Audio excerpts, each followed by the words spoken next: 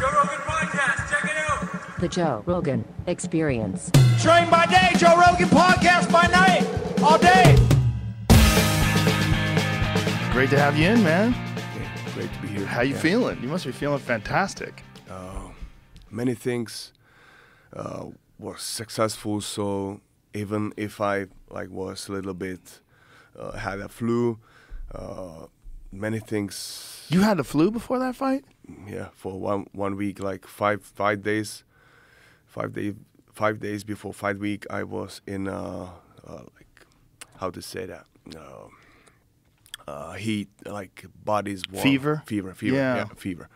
So, yeah. That's crazy. That was something but every time, maybe I'm a little bit glad for that, because I'm every time trying to push my preparation too much, that I'm every time like hurt myself or I'm overtrained. Right. So that's why I'm maybe just a little bit glad for that.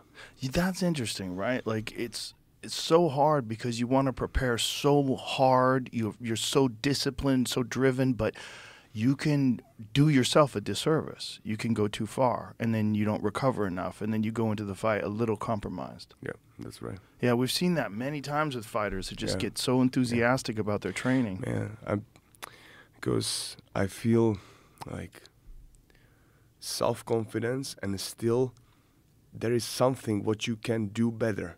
Yeah, every day, and that's my idea of the training, life idea, to go better every day, 1% better, 1% better. Even if you can't train, you can sit in a meditation and visualize how you train, how the body is working. Sometimes is the most biggest, like the biggest thing what you can do is just rest. Like you show me the floating. Yes. Yeah, you need one of those, man. If all the people that I know, you need one. A sensory deprivation tank. You should get one of those. Yeah. Because I know you're into meditation. I know you spend a lot of time in dark rooms. That's meditation times 100. That's right. Do you monitor your heart rate every day to see what your recovery's at, or you just go by feel? Feeling. I did that in high altitude training in all the November in Mexico City, where is 2,300, 200 meters. 7,700 feet above sea level, I believe. Yes, and there I monitor everything, like take up blood exams before, in, and after these 4 weeks camp there, and man, amazing how. Well, your endurance was incredible in that fight, because that was such a high and still paced fight. And still, I felt like after that flu, I felt a little bit down, but. Well, that's pretty amazing then. You must have been in insane shape before the flu. Yeah, it's that fine line, that balance. Yeah. Yeah, so you went to Mexico City. Did you know a gym up there, or did you bring your camp up there? I was there in UFC Performance Institute there. Oh. There's a new one. Nice. Man, yeah. You have everything here in the Performance Institute, like regeneration, training, coaches with the pads. And so I was there especially to work on the things what I took from the last fight with Pereira, to work on the hands up a little bit, just a little bit. A little bit. But we were talking about it in the broadcast. Your hands down sometimes has a benefit. There's a real advantage to it, because no one sees where those punches are coming from. Yeah. So for the people that don't know what I'm talking about. Not just punches. Yes. Movement, head movement. Head movement was excellent. Everything. Your head movement was excellent. And the feeling with the hands up is another one with the hands down. Yeah, because this is your natural posture. Right. Yeah. So you spend most of the time in this. and it's about just feeling the space, feeling the. I can explain to another person like this one, because when I am in the flow, like you wanna be in the flow in the fight, some between the flow and the uncomfortable, somewhere in the center. So when I achieved this attitude, that's why I don't need to keep my hands up, because this for me means, and for everybody, that means defending. I don't need to defend myself when I see everything, when I feel everything, and but like I understand in this preparation, where I did all the camp hands up, like this gives you the calm in a close distance. In a close distance, it's not so.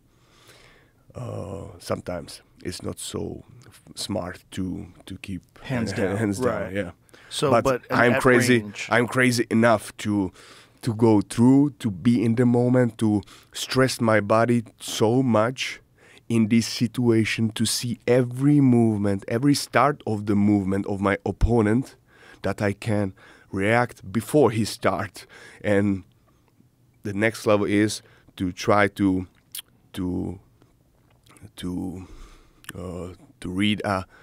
read the thinking of the opponent, what he wants to do before he do that. So there is a many levels of that. So, but sometimes I can't to explain that. Sometimes, like in the second fight with Pereira, I was a little bit punched, in the end of the first round. So I stepped to the second round, and I said to myself, I was too courageous and keep the hands down. So that's why it happened. Right, you should have been more defensive maybe to recover. Yes, yes. One thing you said after that fight, you said you have to evolve. And one thing that I saw in this last fight with Jamal Hill was evolution. I really saw it. You really see it. Like the counters, the head movement and the counters were brilliant. There's one that I put on my Instagram stories. It was so incredible. He threw a punch. You slid slightly out of the way, landed a straight left, and then the right hook that dropped him. But it was so dynamic. It was so fast and precise. I was like, that's a different Jiri Prochazka. Like your earlier fights were always excellent. You always had amazing power and very unusual movement, very difficult to predict. But the sharpness of your counters was on another level in this fight. That's what I worked on. Yeah. To be not just connect to the opponent and react what's happened right now, but little bit be a little bit before what will happen. Yes. Yeah. Well, you're definitely getting better, which is so fascinating. You know, so you had a very brilliant approach. You waited until you had reached a certain level before you entered the UFC. You could have been in the UFC years earlier. Yeah, that's right. That's right. Fitness isn't just about what you do in the gym, it's also about your nutrition. But even with the best diet, some nutrients can be hard to get, and AG1 can help fill those gaps. AG1 delivers optimal amounts of nutrients in forms that help your body perform. AG1 makes foundational nutrition easy because there aren't a million different pills and capsules you have to keep track of. It's just one scoop mixed in water. It's such an easy routine to keep in the mornings. Ingredients in AG1 are selected for absorption, nutrient density, and potency, and are intentionally picked to work in sync with the whole formula for optimal impact. They are seriously committed to quality. AG1 is tested for hundreds of contaminants and impurities, and they're constantly reformulating their recipe to dial it in. This is all part of why I've partnered with AG1 for years. So get started with AG1 this holiday season and get a free bottle of vitamin D3, K2, and 5 free AG1 travel packs with your first purchase at drinkag1.com/Joe Rogan. That's a $76 value gift for free if you go to drinkag1.com/Joe Rogan. Seriously, get on this. But and I have to say thank you to my coaches for that, because we worked on my style. We are consulting, like communicate about that style, what to make a better, how to do that. That's why I'm keeping like my 2 coaches. What I began with like all the time with me, because I think that's the only thing you can go to be a master in something, to stay with some people, with some tight circle. tight circle in some, and go deeper. You can go really deep. Yeah. So It's also, I value loyalty. Loyalty is very important. And this is it. It means a lot, you know, and when people worked really hard to get you to a certain level. What I like is there's some coaches that they recognize that maybe there's other skill sets they can bring in, so they work with other people as well, you know, but always stay with the people that brought, as long as the relationship is good, always stay with the people that brought you to the game. Yeah, sure, because in the end, you can change whoever, but you have to start again with the same people and go, and again you will go to the same level, to the same problems with these people, because it's not about them, it's always about you, to recognize what's in you. How much tape do you watch? Do you watch a lot of film? Do you watch videos of fights? Yeah. Man. Yeah. I was 5 days sick before the fight, so I just watched the Spartans 300. Yeah, Ong Bak I watched.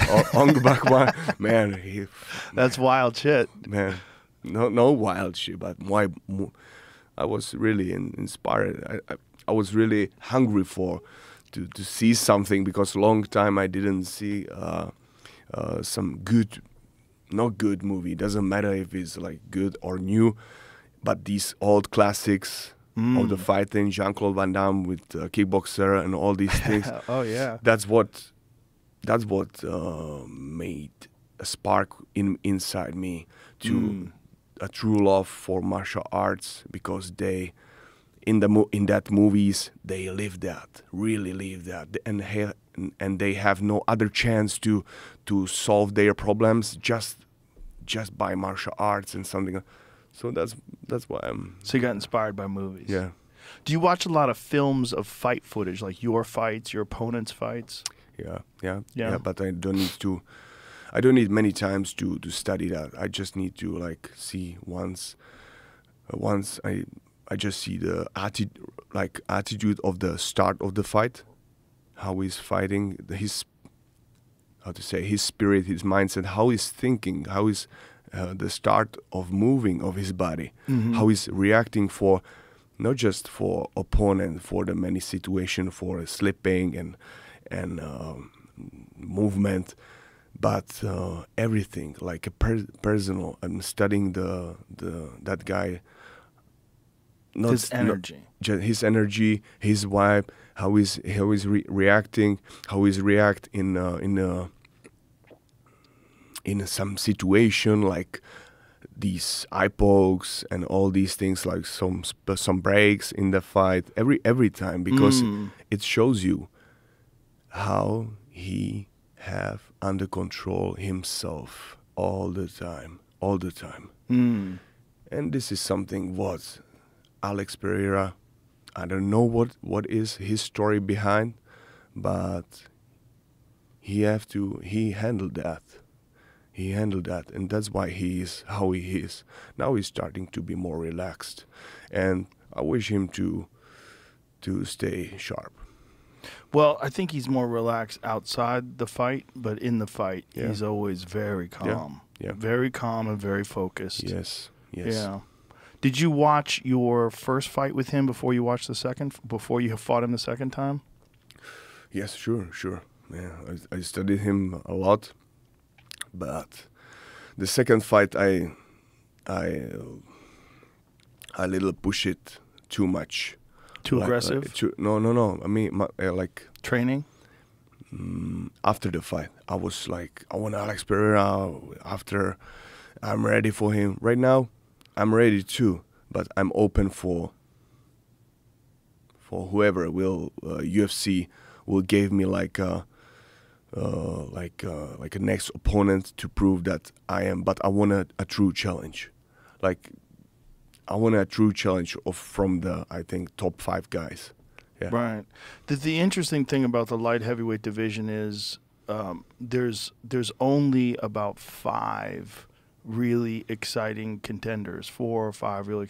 There's not a deep pool of fighters that would be, you know, very interesting to see you fight. That's right, because there is like I said today, there's a few guys who really have the taste, have the drive to go to the top. I want to go to the top. I want to take it. I feel the energy of the crown, and I can take it.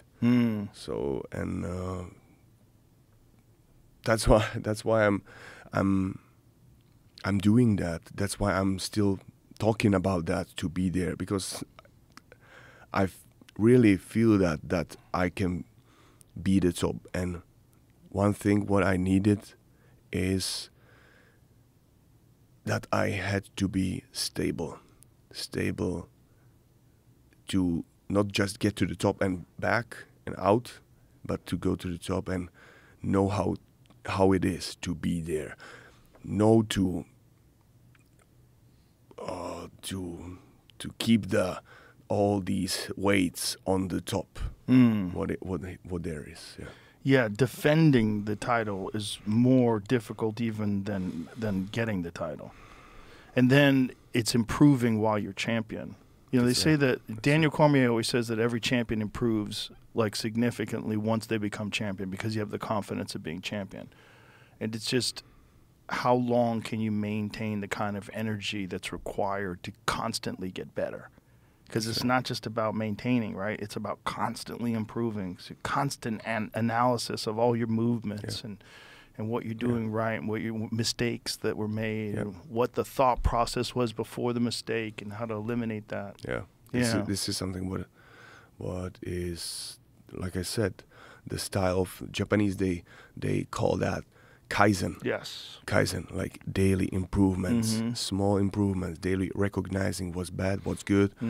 And sometimes it's like I feel like it's like a sick, like to be too much obsessed in that. Yeah. Man, you need a little break. That's why I think the life gave me these little break before the this little flu. Yeah. Was that why you came in so light? Yeah. Was that why? That was why. Because Yeah. I was watching a video where Luke Thomas was going over your performance. Everybody was very impressed, and he was as well. But one of the things that he was talking about was that you only weighed 208 pounds. You don't know. When you walked into the cage. I thought I will do my best when I will go to the sauna night before the weigh-in and spend there. And again, I switched myself in the sauna, and I was there like for 2 hours. Oh no! Not just like 15 minutes, 15, like many rounds. Right. 2 hours there. And do you do sauna cold or just sauna relax? Wait, relax. Yeah. Okay. No. Sauna cold. Sauna okay. Cold, so and then cold, you go back in the sauna. Yes, sure. Yeah. And cold normally like the cold plunge. I'm doing that daily because I have at home the cold plunge. Yes. And I'm using that. Yeah. Yeah, they're fantastic. Yeah. But the fun is, the second day after that, and I didn't drink anything after the sauna. And next day morning, I went to the control weight, and then I have, I don't know how it is in the libras, 91 kilograms. I'm fighting in 93 and half, and I was 2.5 kilogram under my weight. So it's like 200 pounds. So yeah. I was the only one guy who was in a row to the weighed in, and I tried to hide myself before other guys, and I drank 1 liter of the water, 2nd liter of the wow. Just because you didn't want to weigh in light. Because I spent too much time in the sauna, man. Wow. That's crazy. Because you only weighed 208. Yeah. I felt really like... You look great. You look very lean and it's fast, man. Fast. You look fast, like significantly. You've always been very fast, but you looked even faster. It's just all about this, man. Man, well, if you have the reason why, and you can not just you want it, like your ego just want it, but you feel it like it's your destiny. These moments, and it's yours. So then it will happen. So do you feel like maybe even the fights with Pereira are a blessing in that it showed you what you need to work on? Every time this is the only way how I want to see that. Yeah. Yeah. Especially the guy like him, who's really top guy, and his style, his mindset, what he showed till now was something what I needed to work on. Still, I'm on the way. Yeah. Well, his style is extraordinary. It's very unusual, as is yours. But the thing that's shocking the most about him is that he only needs to hit you once. Is it much different, the power that you feel from him, than anybody else? There is a different from other guys. Yeah, there is a different. But only one thing I can say, like, I know the recipe. You know the recipe? Yeah. What's the recipe? What's the recipe? How to... Because you have to know how to give the punch and how to accept the punches. How to move with it. How to move with it. Yeah. And how to overcome the bad moments and all these things. But it's better, much better to defend the punch with the hand or defend the punch with the movement. Yeah. Sure, man, yeah. Did you ever watch any of his glory kickboxing fights? Yeah, yeah. This is a good one to watch, the Artem Vahitov fight. Yeah. Because Vahitov's very technical. I think he won. Yeah, once. He won a very close decision. It was very close. Yeah, it was one of those fights where you could call it either way. Yeah. But he won. But he's very technical. Very interesting to watch him deal with the style of Pereira. Because Pereira has such an unusual way of moving. Like, even the way he holds his hands up and he looks different. So do you. You look different. Like, there's only a few fighters that if you saw their silhouette, I could go, oh, that's Jiri Prochazka. I could see it right away. I know how you move, you know? And Alex is that way as well. It's like very unique way of moving. But his... The way Vahitov handled it is a good blueprint for a lot of people to avoid the power and keep the volume on him. What was your original style? What was the first martial art that you learned? Muay Thai. Muay Thai. Yeah, I started in my high school. I started with karate because it was in a daily schedule. What kind of karate? Shotokan, and judo. There was two. And I felt like I need something more contact, more aggressive. So not aggressive, but more potent. More potent, yeah. So I started with Muay Thai, the most potent, yeah. Muay Thai is fascinating to me. That this one island figured out how to fight better than anybody on the feet. Yeah, that's right. And a lot of it, they did it through gambling. Yeah. That's a lot of it, because they're so into gambling that they had so many fights, and then people just fought a lot, and then they're like, what works best? And then they figured it out. Yeah. And right now, after watching Ong Bak, I'm just still realizing what is the best style, what is the best movements, best deadly techniques, what to do. Right now, after watch the Ong Bak, I see the Muay Boran like my next chapter to what I want to see real like in Thailand, to see really how to use that and how to because I'm the man who's like taking the piece here and combining it all together. All together. Yeah. So have you trained in Thailand? Thailand. In Thailand? Yeah. Just a little bit for like 3 weeks there before the title fight with Teixeira. Then I was there with for a camp. Yeah, Phuket. Yeah. The one of the Bang Tao. Yeah. one of the greatest knockouts that you had was that Dominic Reyes spinning elbow, which is beautiful Muay Thai. Flow. That's that's beautiful flow. It's like you just timed that out.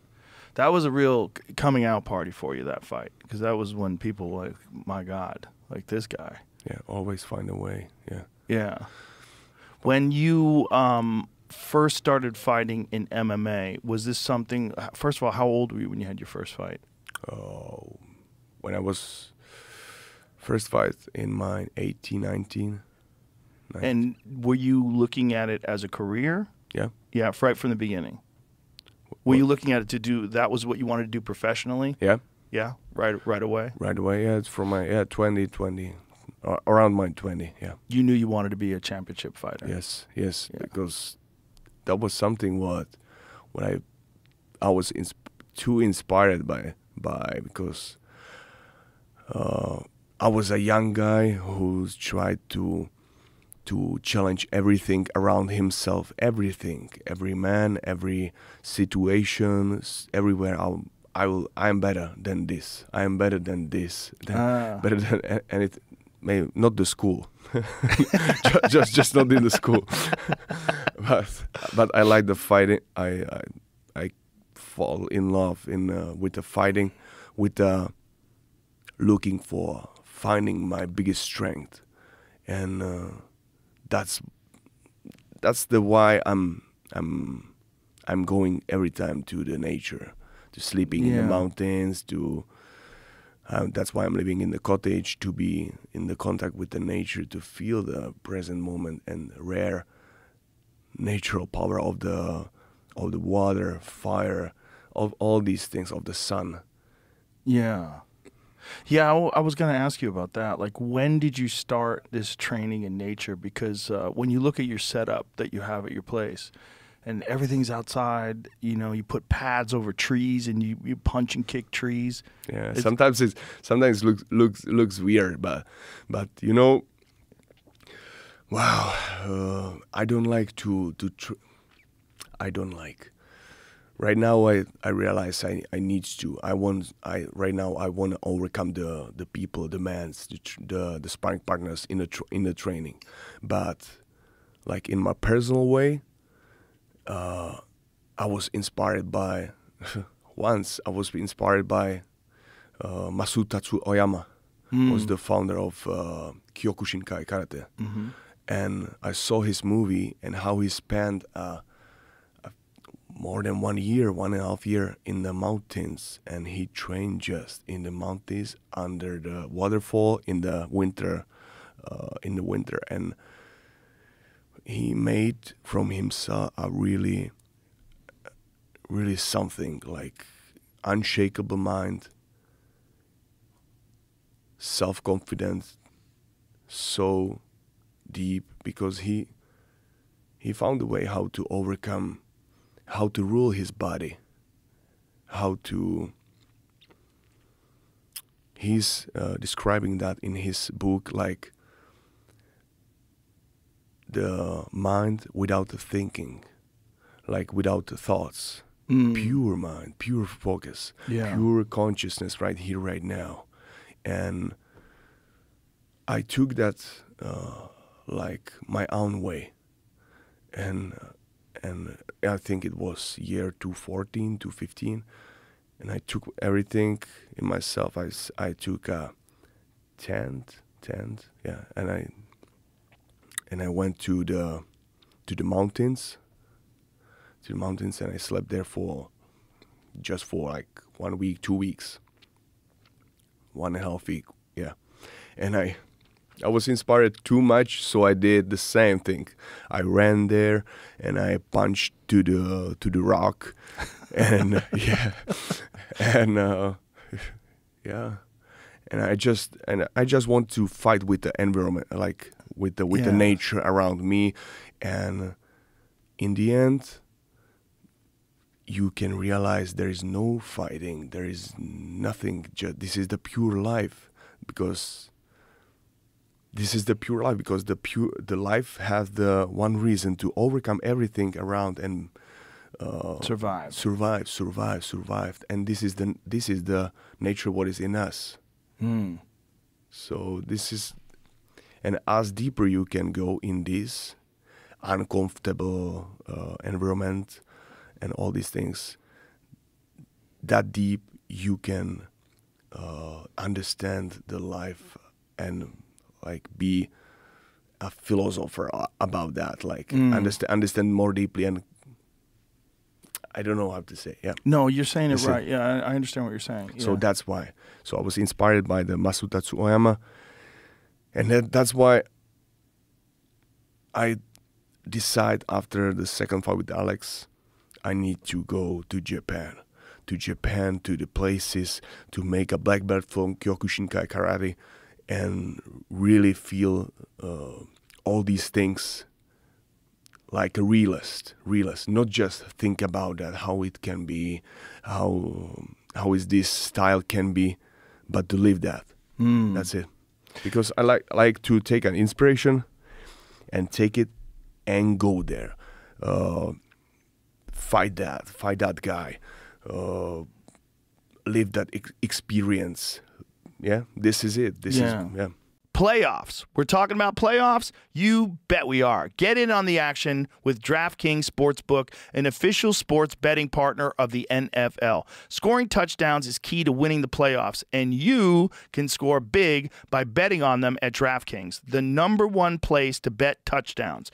Ready to place your bet? Try betting on something simple like a player to score 6. Go to DraftKings Sportsbook app and make your pick. New DraftKings customers can bet $5 to get $200 in bonus bets instantly.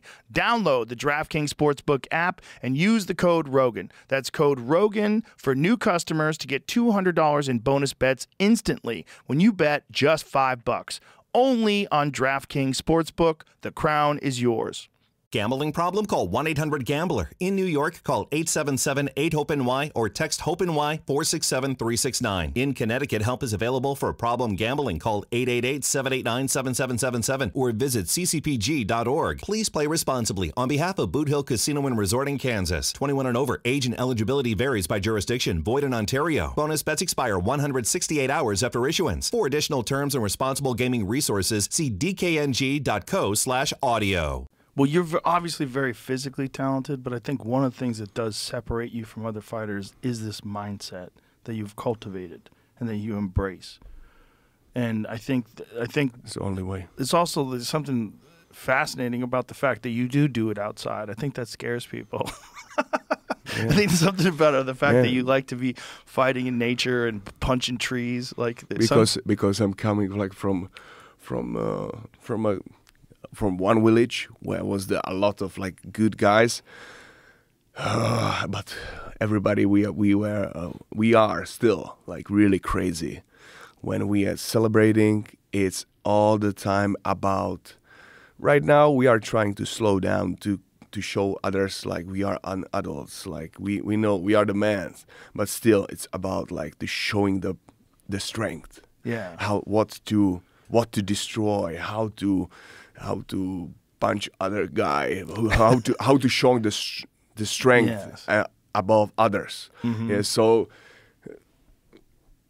and when there started on the like I said, when on these parties started the level of like it was really dangerous, fire and firearms and the cars and the fire, and it was not safe. Then I said, guys, okay, we are a man. Let's be mature. Let's please. Yeah, take it down a notch. Because somebody could die. Yeah. And that's something what you have to realize. And these essence of are looking for a strength, these something, this true madness, like when I see this picture, that picture? of that, and it remembered me that when I saw that when I came here. The JRE logo. Yeah, the logo. Yeah, and when I saw that, it remembered me like, yes, going through all the time, choose the hardest way and go through, overcome whatever, and show you are the boss. Yeah, and this is it. This is why I came from that place where we are trying to show each other this one, and I trying to carry that energy and put it in the calm way, to show it in the cage, and that's why the samurai ideas, the Bushido codex, helping me in that to show it. That's all. I understand. And then you feel that in training in nature and then experiencing the wild and getting it out there, it becomes even more pure because you recognize that all around you is survival. That's right. Yeah. Yeah. Thank you. Yeah. Thank you. You are on the wave now. Yeah. We're on the same wave. Yeah.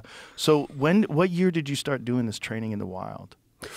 Like I said, in 2014. 2014, yeah. Like I was inspired by Masutatsu Oyama, and then I realized it's not about opponents, man. It's about just your body, just about rule your body. How much you can rule your body, rule your mind, rule your emotions, logical state of thinking, yeah. To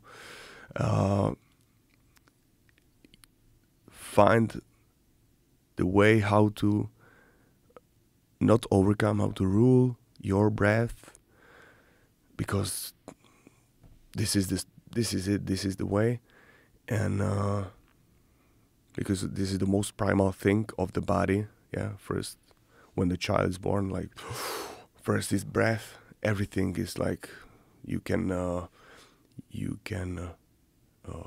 settle by the breath in the body, not just by thoughts.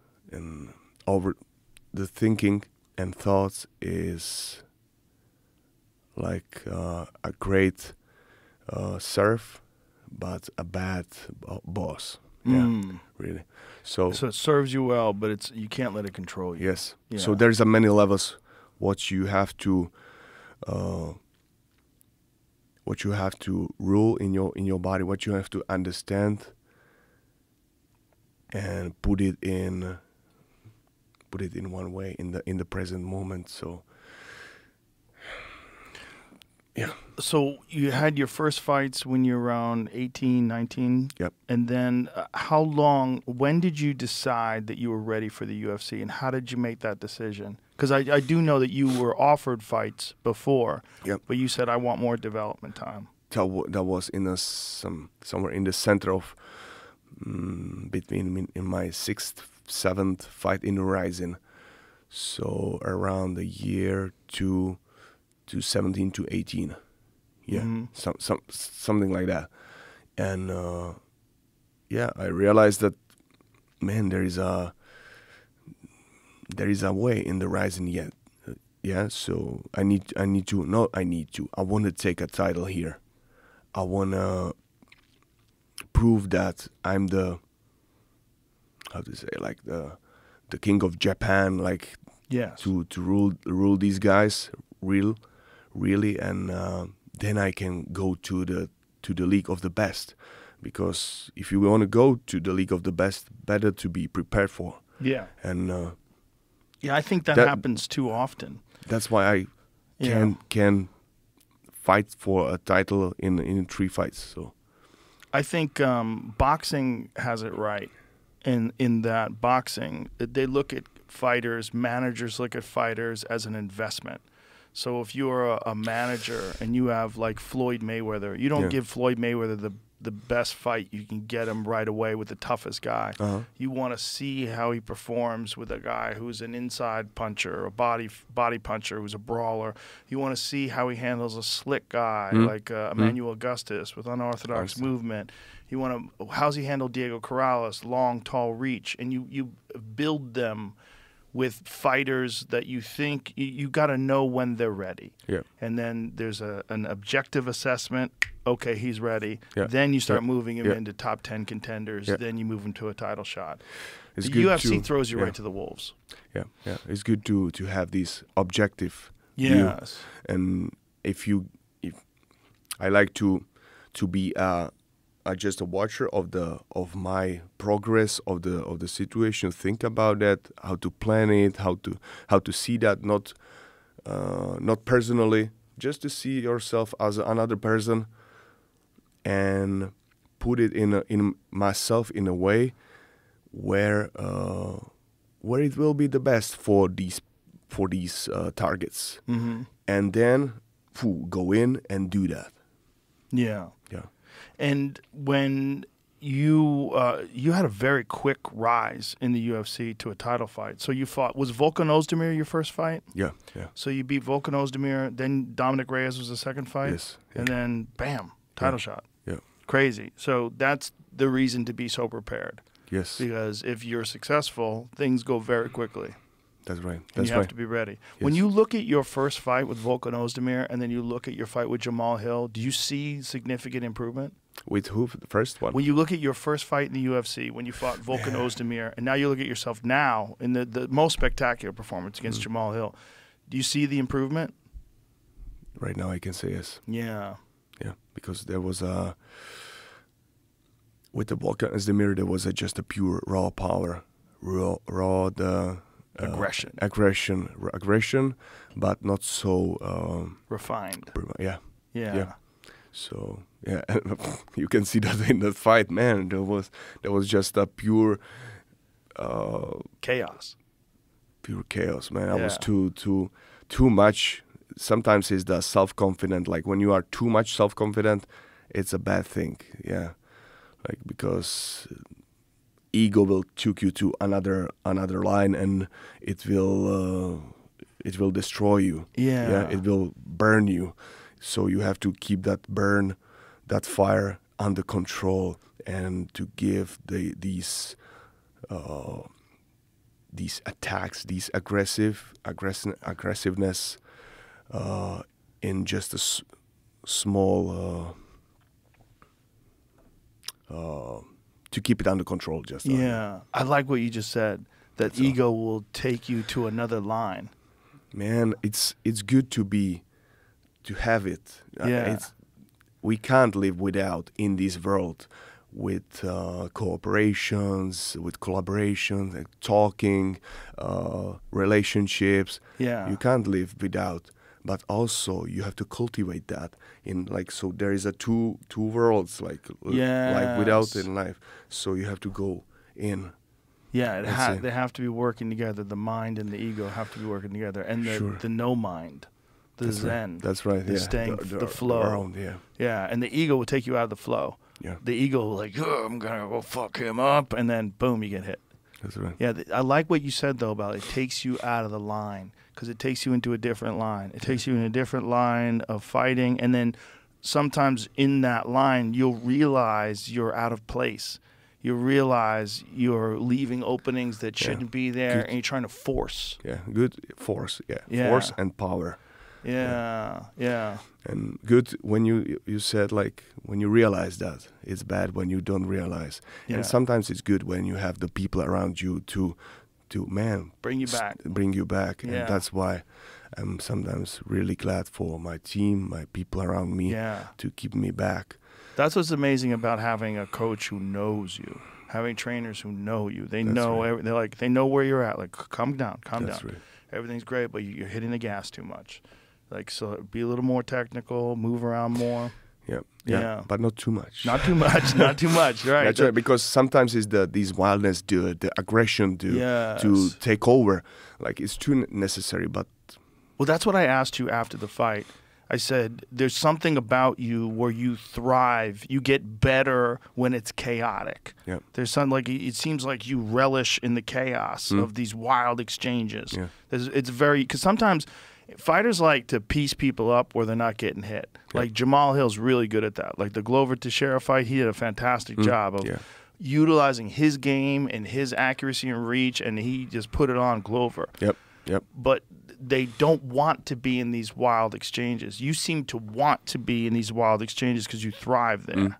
Yeah, that's right. That's right. And sometimes it's, I don't know where these to keeping yourself and the control is going from. Sometimes it's going from the fear to be not hit. Sometimes it's going from to be careful for the takedowns. But I want to be like fearless in that, like to stay behind, stay before the opponent, and have no fear. No, you can go as close you want, and try to hit me, and you will not hit me because I'm here and I feel you. I got you. So I can't explain it, and I don't want to explain it. I want to show that in the fight. So Right. So I know what you're saying. When you, one of the things that we were talking about, Daniel and I were talking about when we were doing the commentary, was your head movement was so good. It was different than before. It was like at another level. Like what specifically had you done to prepare that made your head movement so much better? I have like a long time I'm working on that. Like since my before I stepped in the UFC, since my title fight in, I really exactly know what's when I started to work on, especially on that, because I realized that this is my game. This is really what's me, and it was around the title fight with King Mo Laval in Rising. So that was a title fight in Rising, and it's about the feeling the opponent, feel the opponent, but not be, how to say, to not let this feeling to push you in some way, you know. I understand, to feel the space, but still be calm, be unshakable, and you can feel then you can feel the space around you, the everything, and whatever will move right now, you will react for that, and naturally, because you will feel all these things like yourself, like everything is you, and then you can step to the level I'm everywhere.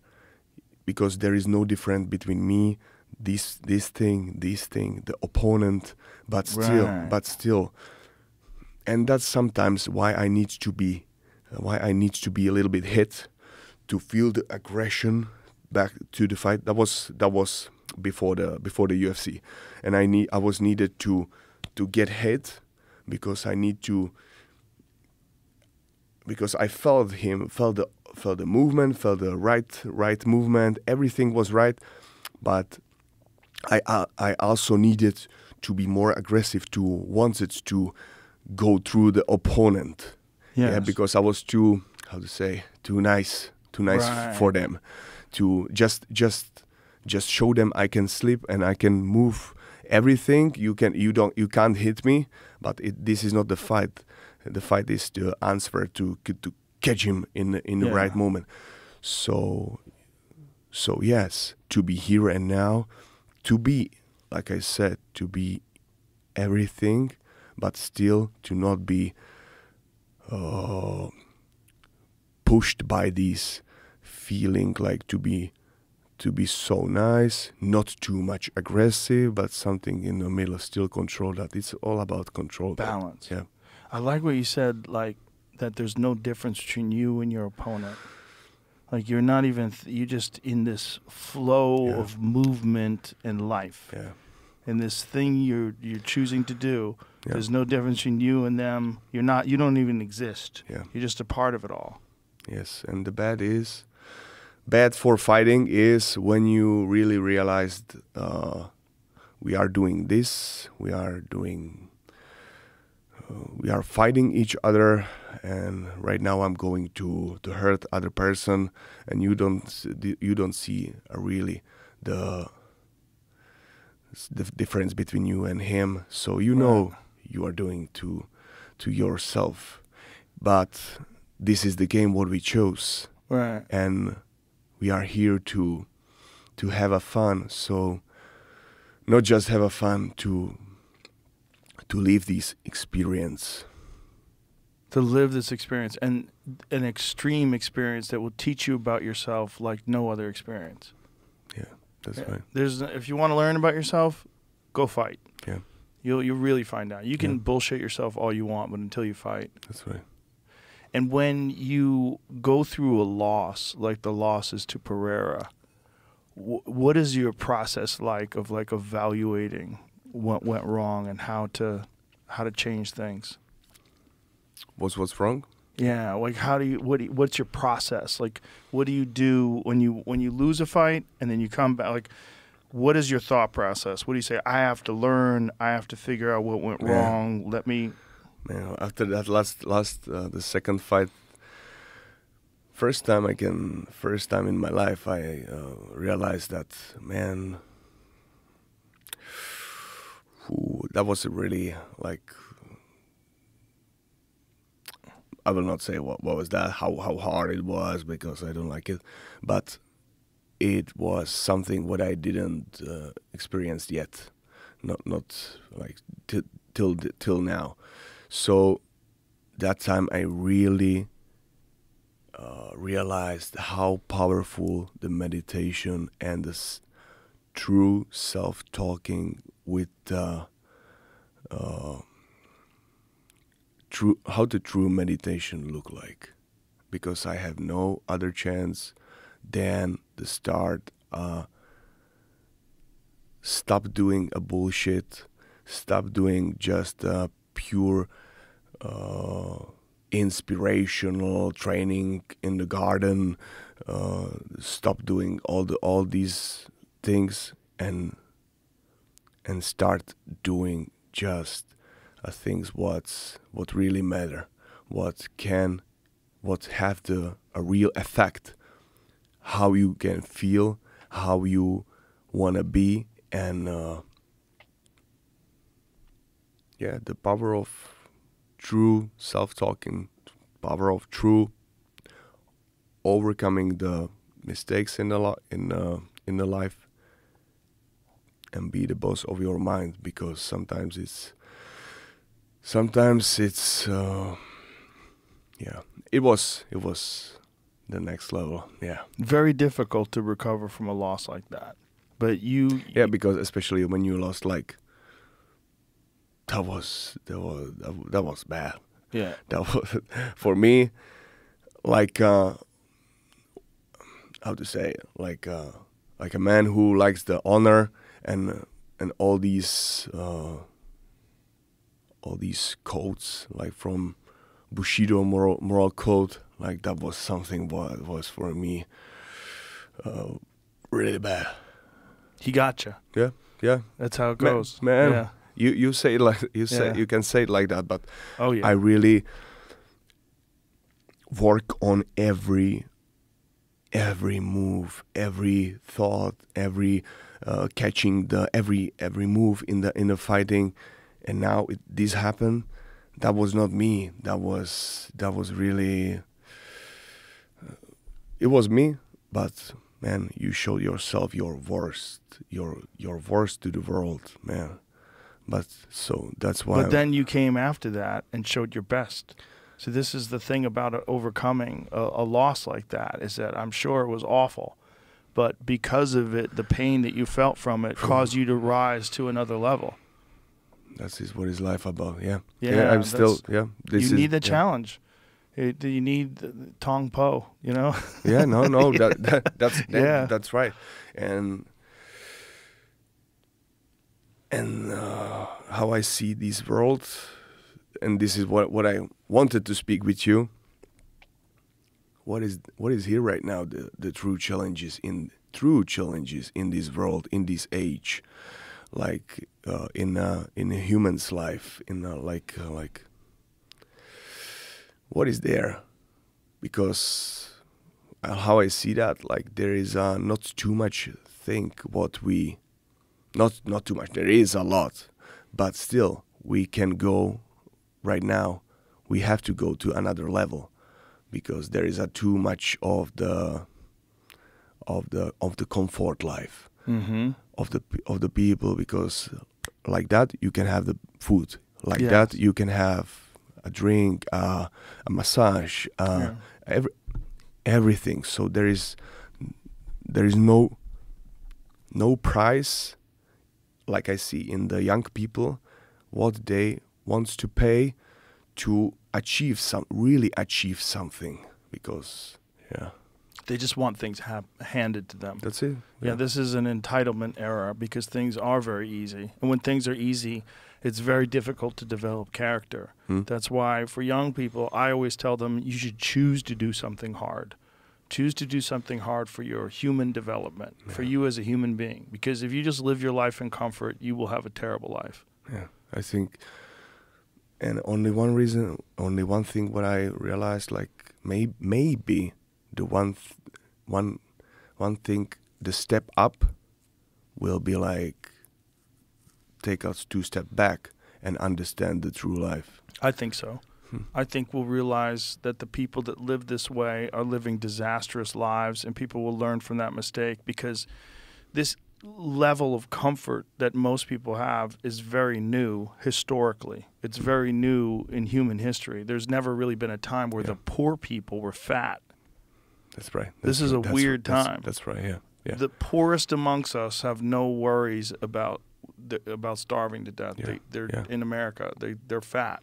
It's more common than not. I think some crazy number of people in this country are obese. What was the number? It was like 60%? Was it 60% of people are obese? Something crazy like that, which is just nuts. And it's too easy. It's too easy to exist. And I don't mean it's too easy like you don't have to work, and I'm sure everybody has to work and your work sucks and it's hard and you got to get up every day. But physically, you have to do something to test your will and your discipline. And if you don't, you're going to have a shitty life. That's right.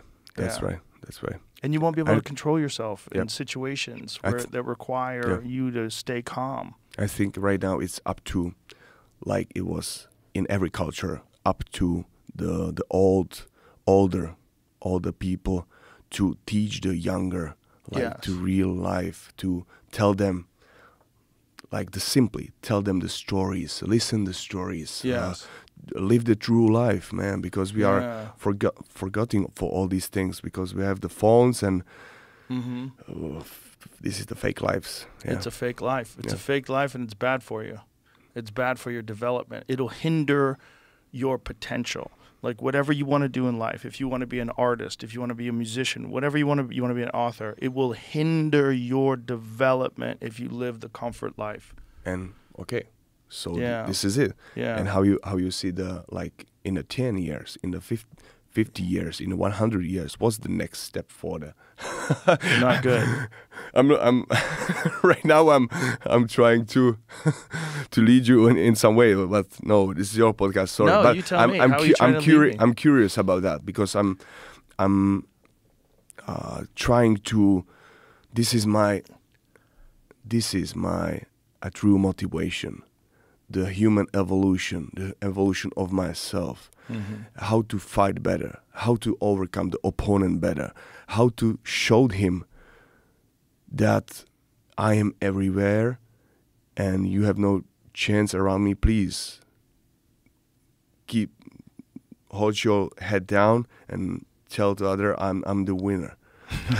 you know this is my ego wants this, but the way to this there is, but still in some humble way to show it like peacefully, show it like show violence peacefully. Yeah, that's it. Yeah, it was nice seeing you and Jamal Hill out after the fight having a drink together. That was nice to see. Yeah, I bought him my original drink, what I'm drinking, the vodka, soda lime. And I told him we fight together, we drink together. Let's go, let's go for that. Yeah, because man, we are everybody. We are one. In the end, there is no enemy. Even with your the baddest enemy of the world, man, it was a good life. It was a good fight. Let's drink together. Let's celebrate together. That's all. Was it cool? Was it cool hanging out with him? That was cool. That's something what I like to do with my opponents. Whoever won, you win, you lose, whatever. Yeah. Mm-hmm. That's great. Yeah. It's always nice to see. That's one thing that people really do love about a great fight is afterwards when the guys hug. Yeah, but still, I don't like to speak about opponent in some way, in some bad way before the fight. Right. And after fight, change it. Like, it's not exist. And right now we are the friends and everything good, man. Please. Yeah. Let's be honest. You talk a shit about me. A shit about me. Oh, okay, so you are the motherfucker, but doesn't matter. Let's drink together. You are who you are. I am who I am. Let's drink together. But stay honest. Right. Man. Keep that energy. Man. Yeah. Yeah. Because that's why I like to keep same word, same attitude before the fight, in the preparation, and after the fight. In the fight, after the fight, all the time, like the same. That's me. Yeah. And I want to show me, not me before and me after. Right. There's a lot of guys, just for the sake of promotion, they talk a lot of shit, and they're just trying to stir things up and make the fight more exciting by insulting people, insulting their families. Yeah, and it gets very ugly. And I think the audience turns on them over that. And one of the things that's shown with your success and your popularity and guys like Alex is that you don't even have to speak English. Like, it doesn't matter if you kick ass. I mean, if it doesn't matter, you could talk all the shit you want, get everything hyped up. What really matters is how you perform inside the octagon. When you perform inside the octagon, like Alex has, like you have, there's no need for shit talking. It's people love you, and they love you just by the style of your fighting, and you're expressing your soul inside that cage, like who you are as a man inside that cage. You don't have to talk shit about someone's wife or all that crap. Yeah, that's why many people around me, like my manager team, try to be more focused for a promo and all these things. And man, the fight will do the promo. This is the main thing of everything. Yeah. Not selling these things, these, giving the main thing is the fight. The performance. The performance. That's what kind of drives me crazy about when championship level fighters have to do a lot of promotion before the fight. I'm like, man, leave that guy alone. What's really important is how he's going to perform. If you want to promote it, have a bunch of people like me or, Daniel Cormier or Chael Sonnen, have people talk about the fight. Yes. Hype the fight up. You don't have to bother this guy at 7 o'clock in the morning and talk to him for an hour about some fucking nonsense. That's what I like. Leave him alone. Yeah, that's what I like on UFC. They are focused for performance. That's great. Every time. And no talking before, no one fight, other fight, no special promo before Afterwards, do interviews like right now. Afterwards, relax. But when leading up to the fight, the most important thing is that you're 100% prepared, and anything that distracts from that should be eliminated. That's right. And and many fighters are like focused for Still, there are things about shit talking that I do like. And what I do like is that, first of all, it gets a lot of people excited about it, which makes me happy because I want more people to watch the sport. But also, there's a psychological aspect, especially Conor McGregor. He's so good at talking shit that he gets people so angry that, like when he fought Jose Aldo, for instance, like no one had ever treated Jose Aldo any way other than with respect. He was one of the greatest champions. He's an elite fighter. He defended his title multiple times. He destroyed his division. Yes. But you could tell that all that shit talking from Conor had an effect on him emotionally. And I think his ego made him go out of line. So he ran right at Conor and tried to hit him, and Conor stepped back and cracked him. He was so energetic. So now imagine if instead, if Jose Aldo fought that fight and dragged it into the 4th and 5th round, and started using the leg kicks that he used on Uriah Faber, and started like picking him apart from be careful in the beginning, but stay inside the game plan, stay inside, fight the best of your ability. Don't get emotional. That could have been a very different fight. That's right. But that's the weapon of shit talking. And especially if you know how to use that. Oh yeah, he uses it better than anybody. He gets people so mad. That's right. That's right. But still, it's a big weight. Yes, it's a big weight. What you need to handle. What you know how to handle that. Yeah. Well, it's also that big weight weighs on you as well. It doesn't just weigh on your opponent. When you talk a lot of shit, it puts extra weight on you, and it gets that can get you out of line. Yeah. That the additional pressure. You might hear the audience boo when they introduce you. You're like, oh shit, what have I done? Yeah. That's right. Not everybody has these big self-confidence to keep that. Yeah, it's an interesting aspect, but I don't like. If I had to choose one way or the other, I would say just fight. There's no need to talk shit. We should behave like martial artists. You know, my attitude about that is a true self-confident man, a true man who overcome and understand his body, his mind, his the opponent's mind and body, and his mind don't need to.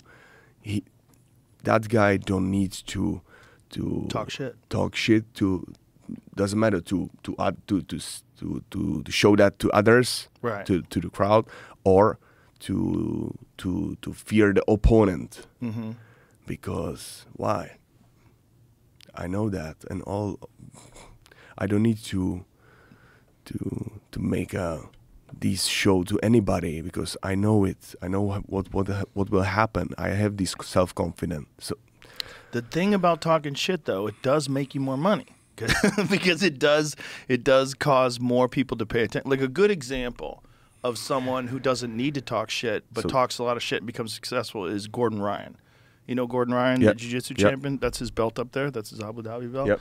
Gordon talks a lot of shit, and he's the greatest of all time. Yep. And he still talks a lot of shit. That's him. But that's also why he's so popular. Yeah. Is because like people talk shit back to him, and there's a lot of back and forth on social media. But the most important thing is to be him, to be not like to play it. Right. To play, to be true yourself. Right. When you are like that, yeah. Okay, be a bad guy or whatever, but just show yourself. That's it. Right. Who are you for real? And That's right. Express who you are in there. And you might not even like who you are after it. That's right.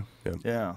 So a lot of guys, that aggression, especially after a loss, it leads them to a place where they're like, I don't even like how I behave. I don't even like me, especially with the bad feelings of a loss.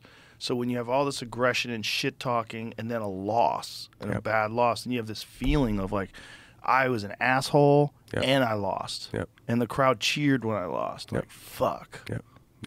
Yeah, but that's the game they play, though. That's the game, and this is something what is for me.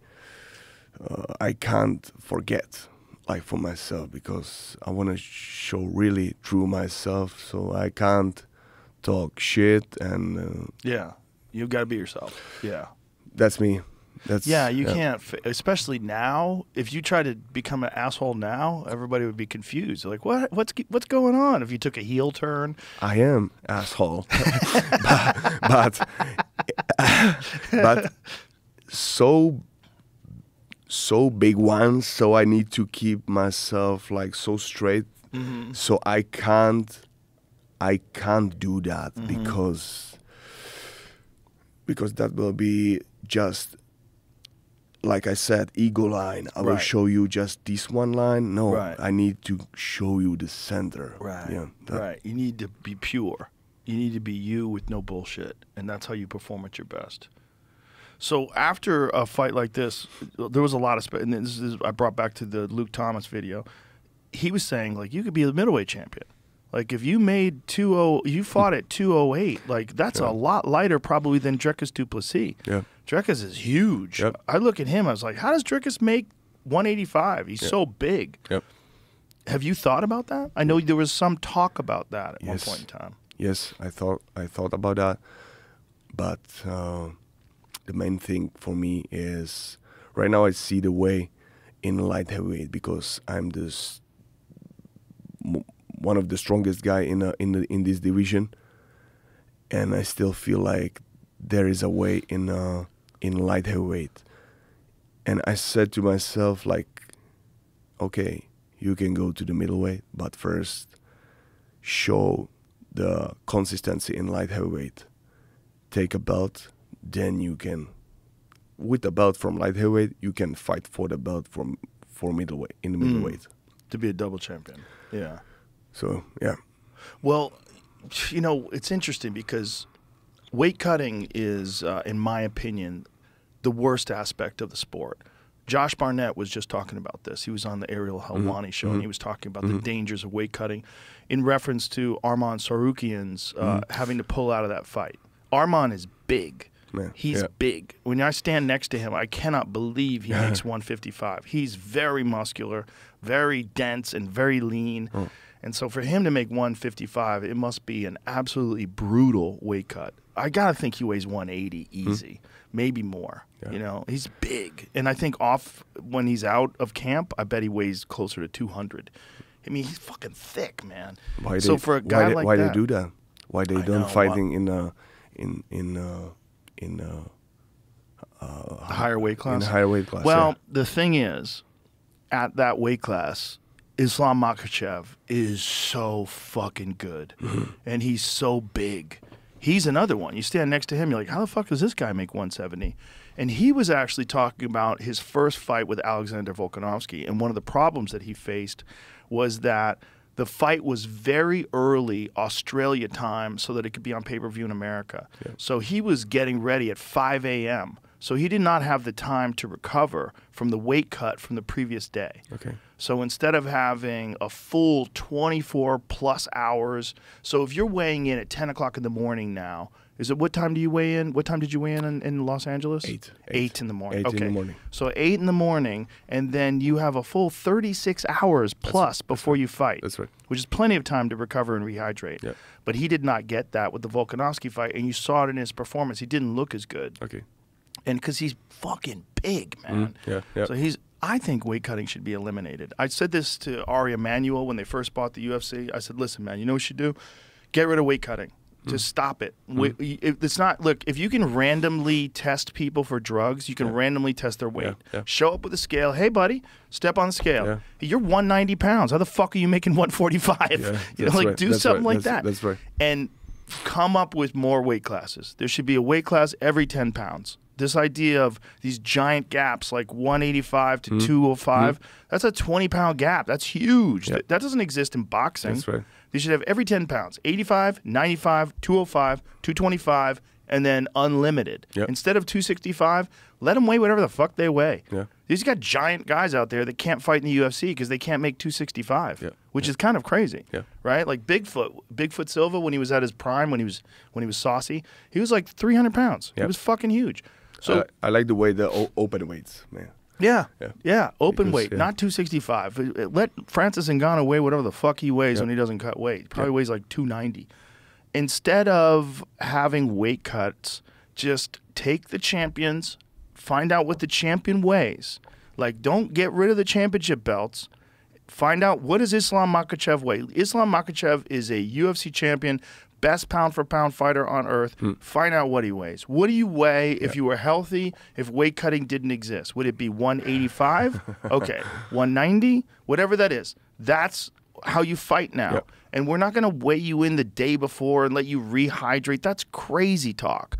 Fight people your size. Yep. And also, the fights would be better because too many guys get depleted horribly by these weight. Like Max Holloway said he would never make 150, 145 again after he fought Ilia Topuria. He's like, I can't do it anymore because he had gone up to 55, he got thicker, and then he went back to 45. He's just drained. He just wasn't himself. He didn't look good. That's so right. I think that would be, and I know this is not an easy thing to do, but I do think it's just like getting steroids out of fighting. When they brought in USADA, when USADA came in, you saw people's physiques melt.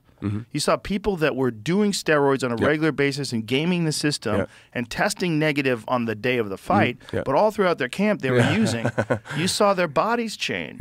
They started looking like doughy and flabby because they didn't have any testosterone anymore because they had fucked up their endocrine systems. Instead of allowing that, they brought in USADA, and USADA started randomly testing, and a lot of people fell off. Great champions fell off. Guys like Vitor Belfort fell off. Great fighters who, when they were using, were unbelievably good, but then as soon as they had to be natural. Okay, so we realized that we're going to have to sacrifice some fighters for that. This is the same approach that should be made with weight cutting. Weight cutting should not exist. It's terrible for you. It's unnecessary. It's not necessary. It's just sanctioned cheating that we've done forever. If you're telling me that Alex Pereira, when he fought Israel Adesanya, he weighed 185 one day and 226 the next day. That's crazy. Yeah, that's crazy. Yeah. It's crazy. That's and it's not a slight against Alex because Alex is willing to fight heavyweight. He's willing to fight at what he weighs.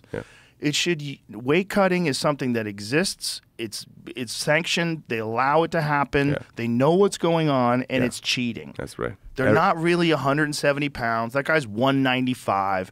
He's depleted and dried out, and then he's going to swell back up again, and he's going to look huge the next day. Like Trickus. Everything is evolving. So yes, they should evolve that because for the safety of the fighters, for the safety of the fighters, it's not good to dehydrate your brain 24 hours before a cage fight. That's right. It's dumb. Yep. But nobody's going to listen to me. Nobody listens to me, Jiri. Nobody. Maybe after this, I don't think they should even have cages. I think it should be an open floor. I think it should be an open floor like a basketball court. Yeah. Because I think was the best, the cage allows you to get up when you wouldn't ordinarily be able to get up. You could wall walk it. The cage allows someone to press you up against an unnatural object. There's a cage there. So you could press a guy up against a cage.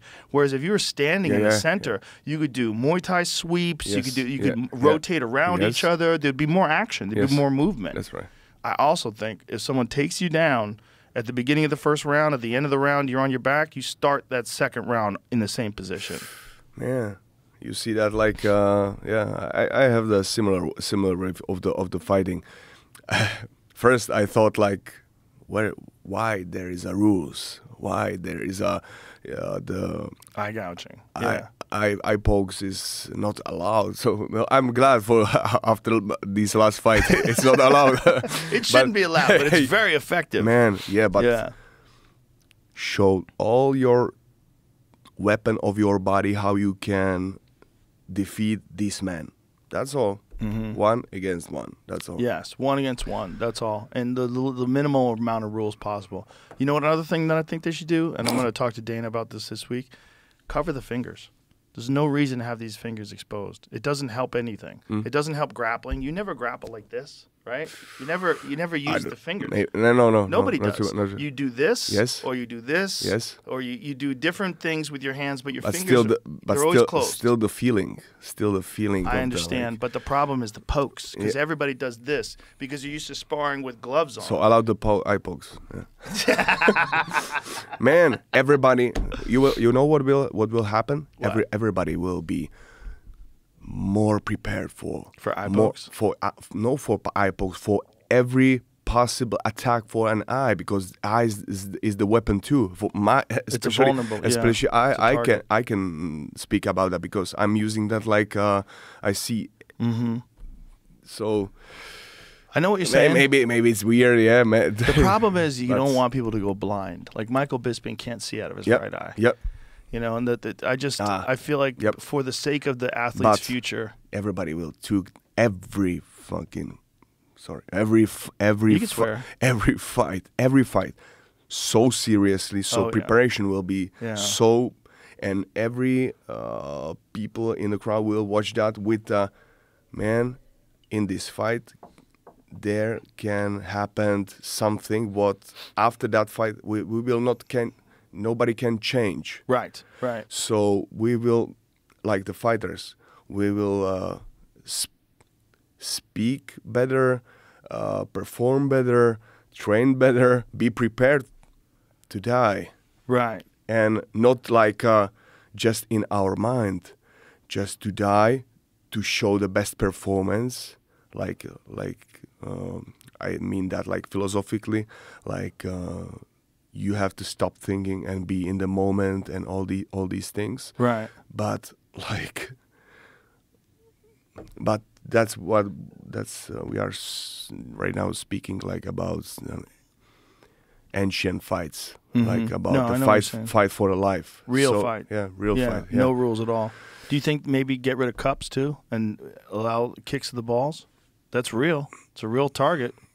It's a vulnerability of the human body. Yeah. To ignore vulnerabilities of the human body. It sounds weird, especially in this age of the full of laws and all these things. Yeah. But that's how I see that. We are living in the age where the laws and the system is working. So we have to put some system on the fighting too. Yeah, right. So Eddie Bravo actually came up with an idea. He was joking around, but he wanted to call it ultimate sack fighting, where you would allow to kick a guy in the balls and that your balls would be exposed. So it's like when the balls are in play, the game changes. And then the idea was that like your balls are so vulnerable, but yet you cover them like a tie cup, you know? Yeah. And that if the balls were hanging out, like your chin is hanging out, that it would change everything. Yeah. He was just joking around. It was very funny that the guy who would win would just have like iron balls. Yeah. But nobody has iron balls. I mean, the human body has the eye pokes and ball shots. You didn't see vulnerabilities. You didn't saw the monks. Yeah, how they kicking. Yeah, I don't understand that. I think they're just hitting each other in the taint. I think their balls are tucked up. I think otherwise it doesn't make any sense that you could just slam your foot. Because also the way they're doing it, the monks, they're kicking up. They're kicking up. So I think they're just slamming their shin into the instep into the taint. Yes. It's not really the balls. Man. Like if you front kick that monk in the balls, snap, he would fall down dead. He'd be like, what happened? I thought you had iron balls. Nobody has iron balls. Nobody has iron eyeballs either, you know? That's the problem with eyeballs is, these guys. Yeah, see how he's doing that? Yeah. He's getting kicked. He's getting in the kicked middle. He's getting kicked in the taint. His balls. I can even see the way his sack is pulled up. See that little thing that he's got on there? But still, he's red. Yeah. He probably has little balls too, unfortunately. It's stupid.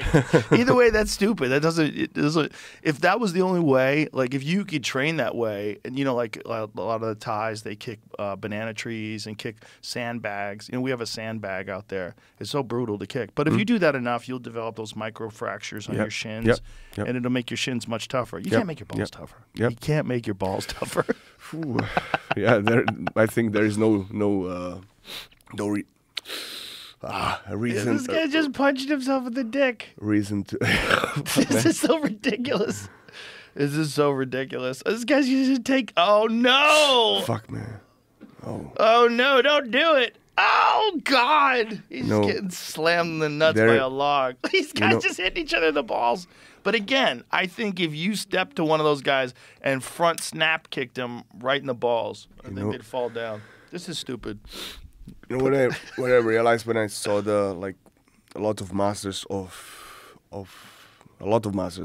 these kung fu doing these weird stuff and all these things. So there is a way to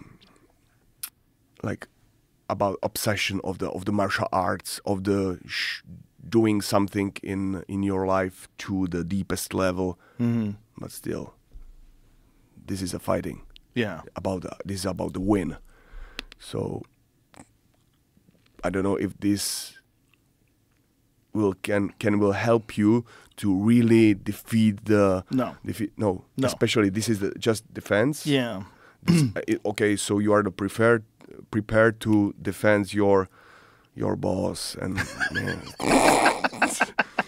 So man, really think about it in real. Don't give it too much on these on this side of an art of the like just doing. It's good to know one thing, 1, 2, Right. 1, 2, really, really deeply, so you can timing that in every situation to know how to do this movement in every situation. But these movements, They're not an effective use of your time. yes. Yeah, it's not going to help you be a better fighter. There's a lot of ancient movements that are probably good for the development of your consciousness, and they're probably good overall for your ability to be a better martial artist because they teach you certain movements which are almost like a form, like kata. A lot of people talk about forms, and they say it's a waste of time, but I think it's a moving meditation.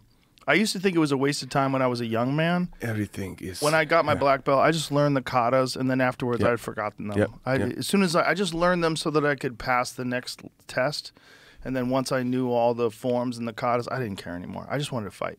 So like, but all these moves they're important. are written in your body. Yes. Maybe you don't realize that yet, but in hardest situation, maybe there will one move will will jump up and boom. Because you've trained your system. You've trained your system about those things. Like the Neo in the Matrix, man. Yeah, I know the Kung Fu. I know Kung Fu. Yeah. They think they're going to be able to do that now.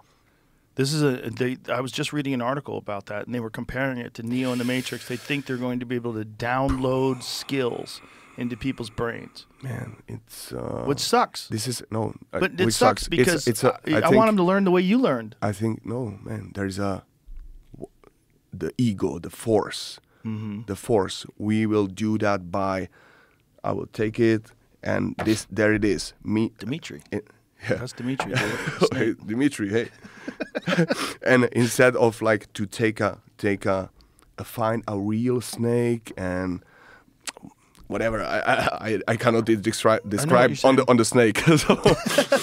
So I know what you're saying. Like train those movements. So when the punch comes, you block, you counter, then that it's in your mind. You will take some information, and by the force, you will give it in yourself. Yeah. To I don't know which form you meant. Like the way the Matrix we spoke. Let's Google that because Jamie will find the article. Maybe like Elon Musk have that Neuralink. Neuralink or something like that. I don't think it was that invasive. I think it was some other technology that they think they're going to be able to utilize. Scientists use matrix-style learning to write skills into human brains, non-invasively. So they don't have to inject anything, put a wire in your brain. Techniques use real-time brain imagery and neurofeedback. It bypasses learning processes that require effort, study, or practice. With our method, not only can we nudge complex patterns around in the brain towards known ones, but also for the first time, write directly a new pattern into the brain and measure what effect that has on a person's behavior, said Dr. Coraline Lorden, lead author of the study and assistant professor of brain and cognitive sciences at the University of Rochester. That's crazy. Okay, and this is the one side. The second side, how I'm looking at how I'm taking that is about right now I have no antenna. Right. but it's not about just about the hair. It's about to be open, to be connect with with the consciousness. And there I don't know how it's working, but it's working to be just connected for all the information whatever happened and will happen is there in this moment, right here, right now. And it's just about the state. If you can be really connect for that. Right. Because I don't know where. Many moves, I didn't rehearse them. I didn't trained. They just came out while you're fighting. And they just came out. Yes. And in the fight, and I don't know where. And I didn't train spinning elbow. Never. Really? No, never, man. Really? I didn't train that. Never. That's crazy. And just follow. You just saw it. It was just there. I just following the flow, following the moment, because there is a one elbow. Okay, you have the, and it's going really slow. You have a second. Here it is. Yeah, you have the second elbow. We'll see it here. Use that. Boom, boom, and bam. Between one and second one, there was a long conversation of, you can do that. Try to do that. Okay, I don't believe that. No, do that, please. And this was such a phenomenal exchange. People love that antenna too. They love that crazy hair. Are you gonna bring that back? I liked you like this. Man, streamlined. The thing I'm worried about that antenna, like that could get caught in something. The what? It could get caught. Like if you're in a submission situation, and you know how people grab shorts. I don't think anyone should wear shorts either. I think you should wear tights. Maybe I can grab it like that's in what I'm some saying. choke. You could. Yeah, you could. You know what? You could, and it would be legal. Dominic Reyes caught me in a guillotina. In guillotina, and I was there, and I said, I have the hair, big fucking hair. I can't give the heads up. So yeah, that's what I'm saying. That was the problem. Yeah, that's what I'm saying. In that moment. Yeah. Yeah, I think shaved is better for you, but it looks cool. And that's what I'm saying. Like, it's not about right now. I feel like no, it's not about the hair. It's not about the anything. It's just about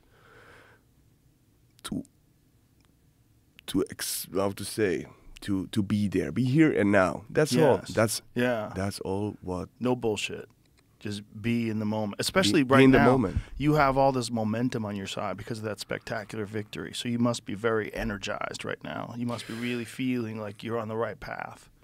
Yeah, but still, this is this state and this feeling have the two sides. Yeah, so that's why because I know how it is to be a champion. How is this all this feeling, and still. What is the to not be the champion, to really lost like a shit fell on the ground like a shit after, and so I realized that it's about to be just here and now, to be just here and now in this moment and show through yourself, not playing, not. You don't do stupid shit. Don't have the war hair. Be angry. No. Just be. That's it. Show your true self. That's all. That's what I like on the States, on America. Like they everywhere. Like they are okay with that, to show yourself, true yourself. And we in Europe. We have some special thinking about America. There is something better than everywhere, and you here just pushing more to everyone to just live through yourself. And maybe I'm wrong. No, you're right. But freedom. This is freedom. Fuck, man. Freedom allows you to be your best self. Yeah. And this is something what is for me so inspirational. Yeah. But still, it's a gift, a big gift, but a big, big weight. Yes. Big responsibility. Yes. Big responsibility, because if you don't know how to work with the gun, it can be dangerous. Right. Yeah. So. Right. Yeah. With great power comes great responsibility. Yeah. Where you sit right now at the top of the heap, like after Ankalaev, especially after that performance. It's very likely that either you or a lot of people are forgetting about Jan Blachowicz. I always like to give him his props because Jan Blachowicz is still one of the best fighters in the world. Yep. And I would like to see him get another shot because he's also 41 or 42, I think, now. Yep. And, he doesn't have much time left in his prime. Yep. And Jan has maintained, like, even at 40 years old, still doesn't show any signs of deterioration. That's right, man. When I thought about my next opponents, there was just like these guys, Ankalaev, Pereira. The Pereira is most, but let's see how the negotiations will be.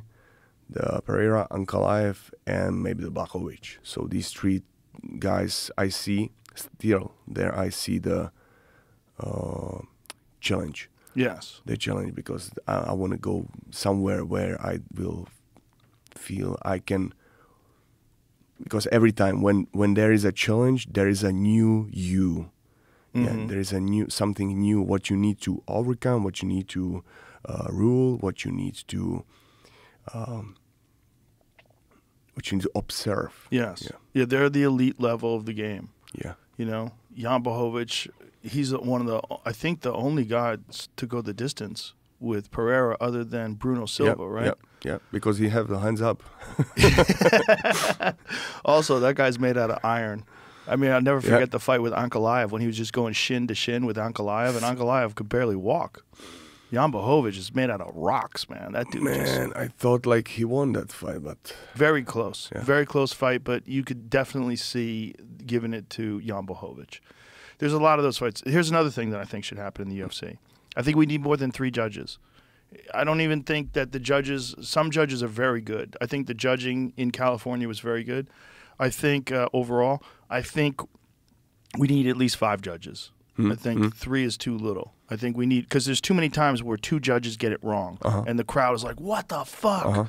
I think if you had 5 judges, then you have 2 judges that would counterbalance that other, and there'd be 3-2 in the right direction, and you would get a good result. Okay. I think you're more likely to get a good result, an accurate result of what the fans and the experts see about the result of a fight, than you would if there was only 3 judges. Or fighting till win.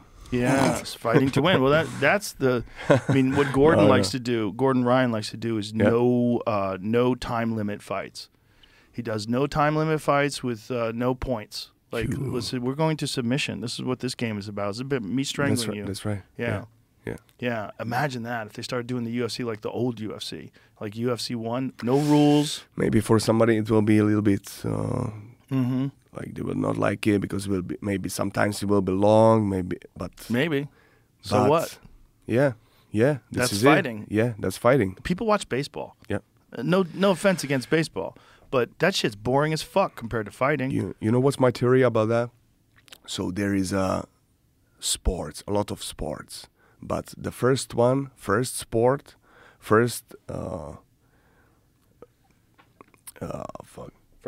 of sports? For the version of sport was like one man wants to overcome the second man. Yes. And it came from DNA. From DNA, from fight for this piece of being cavemen, for food, from food, fighting predators. This is it. This that's why it came from. And in the time there was like, let's do another competition, right? To not be so violent, but to be honest. The realest competition is the one man against the second man. That's why that sport translates through all languages. It's the only sport that translates, like cricket. That's it. Cricket is huge in other parts of the world. Nobody watches cricket in America. In other parts of the world, billions of people watch cricket. Nobody gives a fuck about cricket here. Put cricket on TV, no one's going to watch. And we gave some rules, the kimonos, all these things. No, let's. Well, that was the beauty of the first UFC. The first UFC was just wild. No weight classes, no real rules other than eye pokes. Joe San was fighting Keith Hackney, and Keith Hackney was caught in a guillotine, and he's just punching Joe San in the balls. It's a famous scene. Do you remember that? I saw that. It was like, I remember watching that going, oh, this is awful. This is awful. There's another one in Brazil. Big Daddy Goodrich was fighting this guy named the Pedro. Look at this. Just pure nut shots. Just one after the other right to the balls. This was horrible to watch. Show me the monk training. But here's the thing. If he's wearing a cup, especially if he's wearing a Thai cup, a steel cup, Yep. which I also think should be illegal. No. I don't think you should have steel cups because steel cups act as a leverage point as well. Okay. You know, not only that, you could break your foot on it. It's an unnatural object. And then if you get someone in an arm bar with a steel cup, Yeah. you could break it. It's Yeah. like it's That's right. an extra Yeah. leverage Yes. point. Yeah. It's like bending a stick over a rock. Use it like a weapon. Yeah. And Kenny Florian used to always fight with a Thai steel cup. And he's like, I don't know why anybody would fight with anything else because it hurts them when they kick me. Yeah. Yeah. And it really is like a good leverage point. Maybe it's somebody- also good for the mount. If somebody mounts you, there was a guy that I used to train with, Amir Renovardi, and he used to get on top of you and mount you and drive his cup, drive his dick in your solar plexus, and you'd want to tap. It was horrible, but it was smart. I mean, if it's legal, it's a smart thing. Yeah. Find a way between the laws. Yeah. Imagine if nobody had cups. If cups were illegal, there'd be so much more nut shots. You know? Maybe somebody will find a way how to jump with these cup to do a face. Like those guys? Yeah. I don't think so. I don't think that's real. No. I don't think that would work. But other than that, the rules, they're pretty good. They're getting a little bit better. I'd like knees on the ground as well. Knees to the head. I don't think an opponent should be allowed to be in a turtle when your head is vulnerable. Yep. You have to move. You have to avoid those knees, and that's a Like before my last fight right now, the referee, sorry, I didn't, with the big mustache. Oh, Mike Beltran. Mike Beltran, yes. Sorry, Mike Beltran. Because he's a good guy. And he tried to tell me like how to, because I didn't know that. The change of the rules. The change of the rules. Yes. Like when the hands down. Right. When it's not the elbow, when the hands down and you staying and the legs and hands down, you can knee the opponent to the head. Yes. Still. So Yes. man, that's better. That's better, much That's better. Yeah, much sure. better. Because guys were gaming the system. They put a hand down so they couldn't get kneed in the face. Yeah. That's crazy. Yeah. That doesn't make any sense. Yeah. You should not be doing that. Yeah, that's a good rule that they changed. Another rule is the 12-6 elbow. That should be legal too. And now that's legal again. Yeah. And that's the only reason for John Jones ever having a loss. You know, so there's good movement on the rules. Ryzen allowed knees to the head to a grounded kicking, opponent and kicking. Yeah. Did you get accustomed to that and have to like get that out of your system when you came to the UFC? Yeah. Was there any moments where you like thought about throwing a soccer kick? No, I didn't thought about that. But when you are in the control in the fighting, what's the biggest thing of the fighter in the fighting to stay in the control, so you know what to do, what can't to do, but there's a moments when you don't control yourself too much, so it's dangerous. But in Rising, I used that. I did that like I think twice. Yeah, it's very effective. It should be allowed. Yeah. I think it should be allowed. Yeah. I think the only problem with soccer kicks is the cage. So the cage, if your head is right there and you get stomped, you can't move. Yep. So it's the unnatural barrier of the cage that's the problem. That's why I think basketball court. Matted down basketball court. That's just good. 2 men in the center of it. Have a warning track Yes. where you go outside the warning track too many times, you lose points. Yeah. Because you're trying to avoid the fight. Plenty of movement. Yeah. Plenty of time to room. And if someone gets you down, Well, I was just trying to better, right? to imagine that, and it's better. It's good. It's much better. Yeah. It's better. Because you wouldn't be able to just stall the fight out by holding someone against the cage. Yes. Because sometimes when fighters are exhausted, they'll just clinch against the cage to try to catch their breath. That wouldn't be allowed. You couldn't do it. There would be no opportunity to do that. That's right. Also, if you got taken down, you'd have to get up with skill. You can't just use the cage to get up. It's very hard, especially if you got a great wrestler like Islam on top of you. Very hard to get up any other way than wall walking. Yeah. Just right now, I'm thinking about it. I think about how's the name of the movie, Hunger Games. Yeah. Just to put somebody and somebody somewhere, and they will find each other's in the natural environments, and they will fight together, and everybody will watch that. So so give them weapons. Well, have you seen those? They do have like people with armor on fighting sword fights now. Yeah. Crazy. So, yeah. Just a matter of time before they take that armor off. Yep. That's right. In some crazy country. Yeah. Some wilder country that just $1 million purse. You fight with swords. So, jeez. Yeah. Then you're back to the Roman days, the Colosseum. Yeah, but still, how I see that, when we are going higher in understanding everything, we have to go. Maybe I'm wrong. Deeper in these raw things. Yes. We want to see more raw, because to be not, like to go.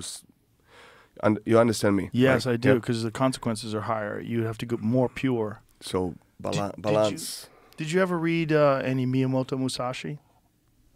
You know, I read. Yeah, of course. I don't even have to ask.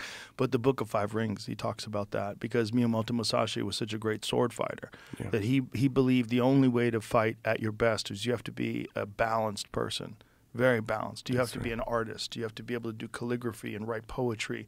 You can't just be aggression. Yes. You have to be completely balanced.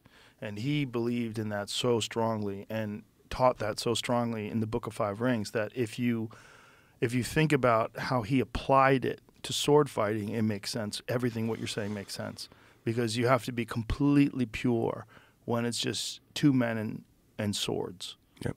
You can't have any bullshit. You can't let the ego get you on the wrong line, because you're not just going to get punched in the face. You're going to lose your head. That's right. Yeah. That's right. There is no Yeah. no time, and that's why I don't like it. There's no time for a talking. There is no time for a bad word in your talk. No time for a bad move in the fighting. So your mind have to stay controlled, stay present, and do nothing what's not useful for this moment. Yeah, right now we are natural here, but when our life will these podcasts, these talking, maybe when you will not talk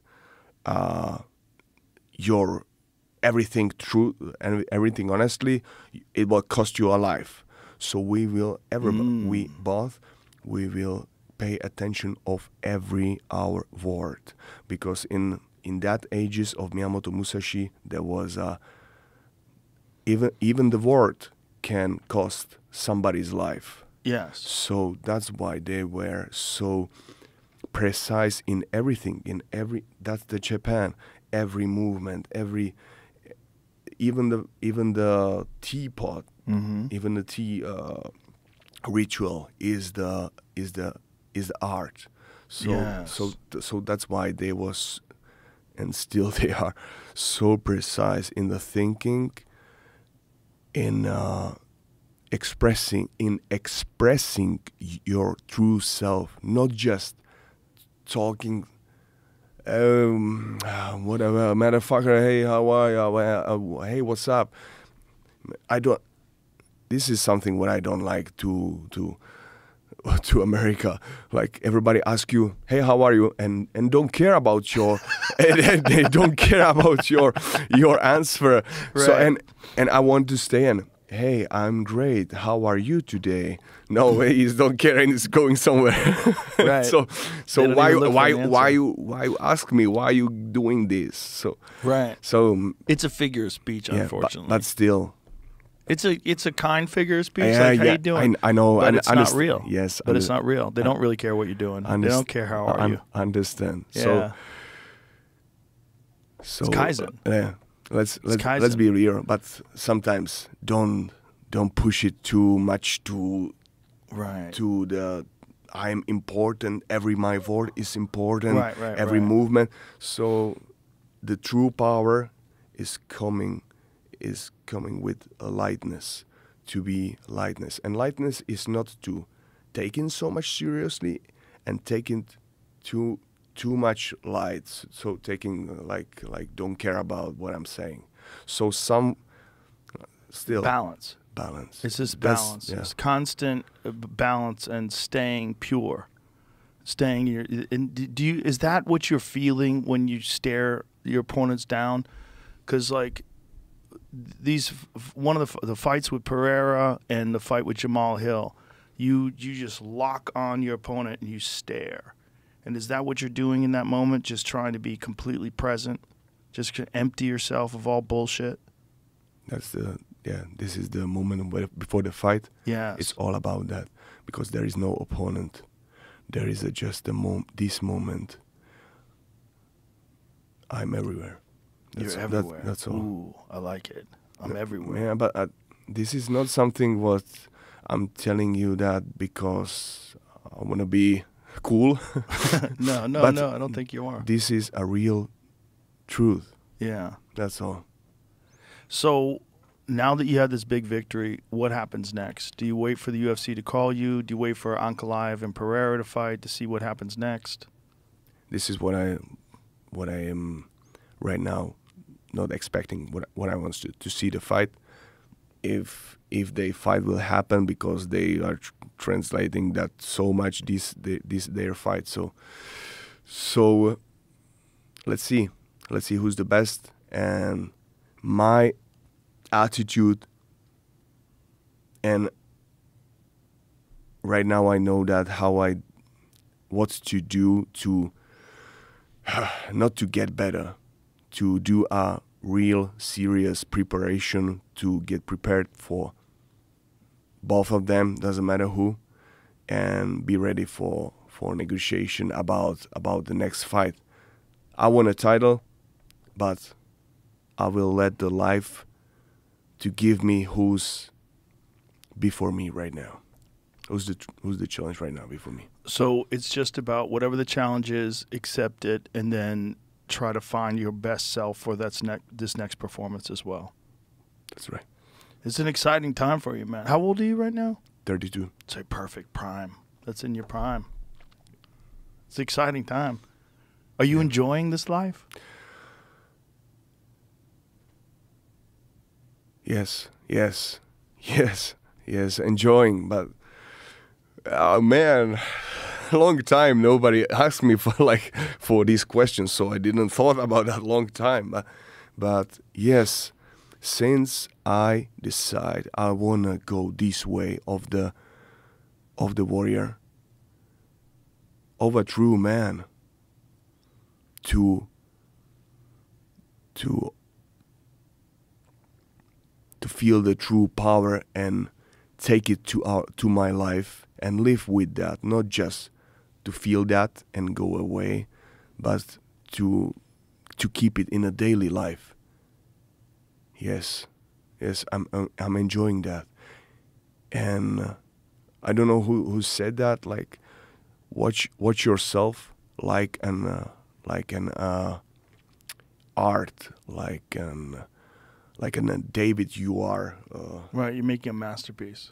Make a masterpiece from your life, and that's what I like to do in my meditations. To take a step up, watch yourself, watch where you're going, who you spend time with, where is your daily, what's your daily routines, how it make it better, and then go into the deepest level of the present moment and live that, and stay with these your best ideas, what you are connected with.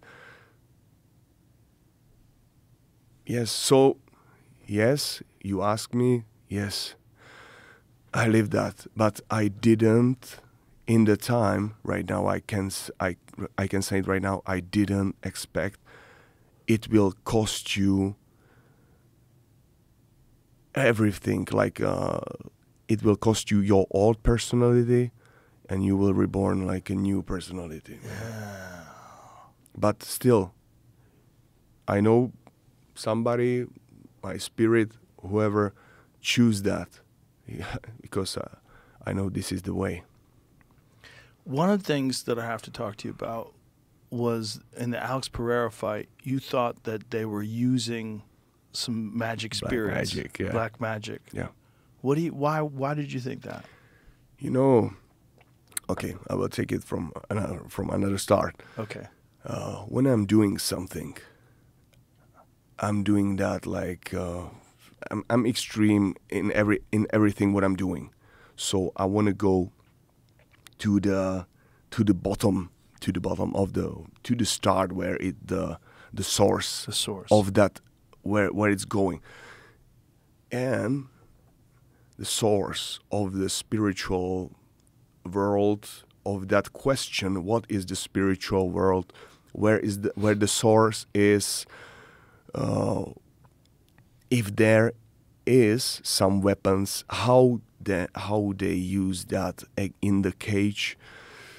And I went in that so deep, so I get lost, really. So I had another no other chance, just to totally close these doors. Just believe that I am who I am, to believe just for ideas which I started with, like the martial arts and all these things, and just be in the gym and train. Don't do another these bullshit, because with Pereira, I really get lost, and I started to believe to another people, to not just myself, and this is the way to the hell, to when you stop believing yourself, your true yourself. And when you start believing some spiritual guys who's trying to protect you, or giving you something, and trying to lead you, and they know what's the best for you. And that was my biggest school in this life, I think.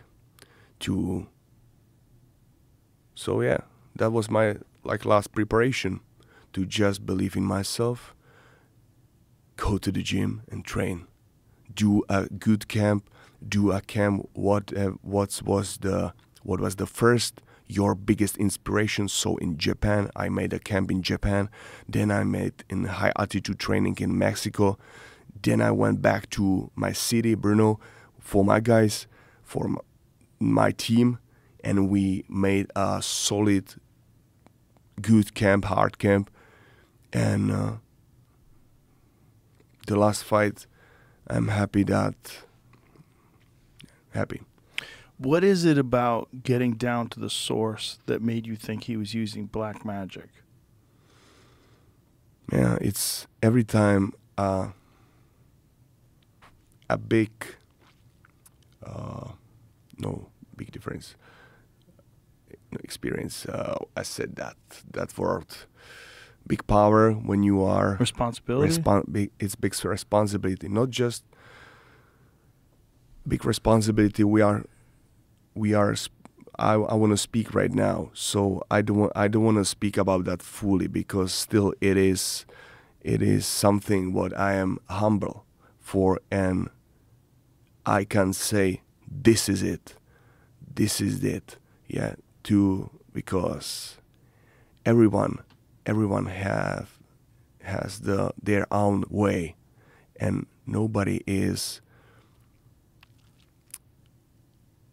like even me, prepared to saying something what can be for somebody, like take it seriously, maybe, yeah. Again, I get lost in that. So the thing is, I just started to believe. I will not speak about where is the magic, how to use the magic. But you believed that there was magic working against you. Man, and that was the biggest power for my opponent, because I was focused for him, not for me. And that's where the black magic lies. And then, because it gets you outside of your own head. Is that black magic, or is that just his presence as a champion? because that's the aura of a fighter is a weapon. Israel Adesanya, when he was in his prime, had that. Mike Tyson in his prime had that. There's Anderson Silva had that. There's an aura that champions have when they're in their prime that makes you think about them instead of yourself, and it probably seems like black magic. Yeah, but still, this is just for me, is the pure self-confidence. And to be pure self-confident, you can't think about your opponent. And that was something what I made. That was something what I really went to another level. Yeah. Yeah.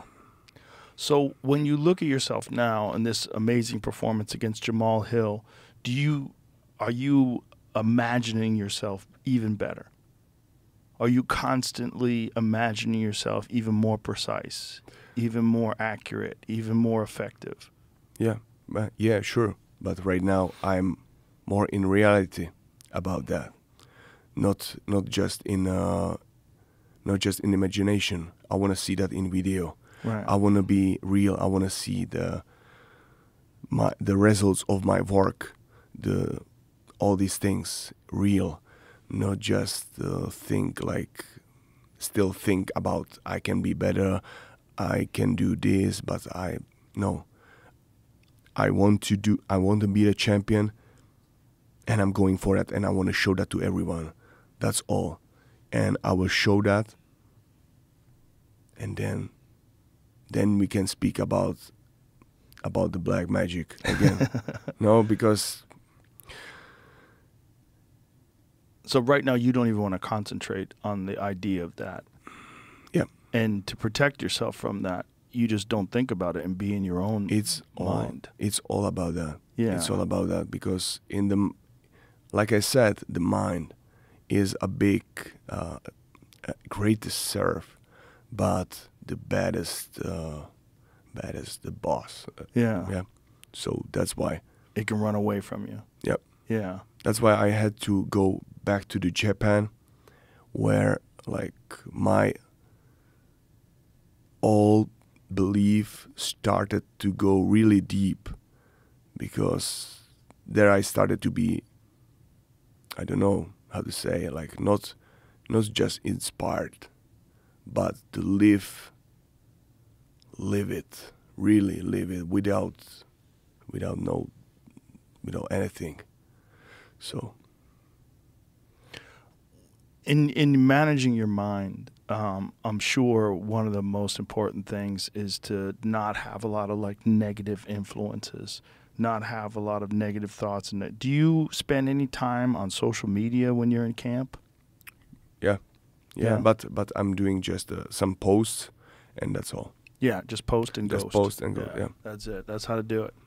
Or posting maybe some answer to a few of my friends, and that's all. No reading comments, no reading anything, because I'm here to